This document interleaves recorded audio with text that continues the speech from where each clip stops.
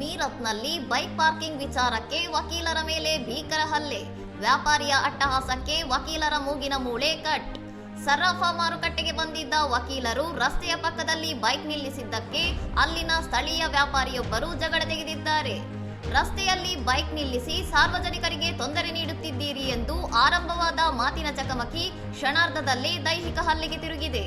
ವಕೀಲರನ್ನು ರಸ್ತೆಯಲ್ಲೇ ಕೆಳಗೆ ಬೀಳಿಸಿ ಕ್ರೂರವಾಗಿ ಥಳಿಸಲಾಗಿದ್ದು, ಹಲ್ಲೆಯ ತೀವ್ರತೆಗೆ ವಕೀಲರ ಮೂಗಿನ ಮೂಳೆ ಮುರಿದು ತೀವ್ರ ರಕ್ತಸ್ರಾವವಾಗಿದೆ.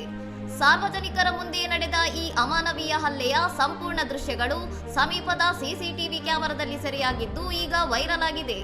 ಘಟನೆಗೆ ಸಂಬಂಧಿಸಿದಂತೆ ವಕೀಲರು ಪೊಲೀಸರಿಗೆ ದೂರು ನೀಡಿದ್ದು, ಸಿಸಿಟಿವಿ ದೃಶ್ಯಾವಳಿಗಳ ಆಧಾರದ ಮೇಲೆ ಹಲ್ಲೆಕೋರ ವ್ಯಾಪಾರಿಯ ವಿರುದ್ಧ ಪ್ರಕರಣ ದಾಖಲಾಗಿದೆ. ಇನ್ನಷ್ಟು ಸುದ್ದಿಗಳಿಗಾಗಿ ನೋಡ್ತಾ ಇರಿ ಸೌರಂ ಟಿವಿ.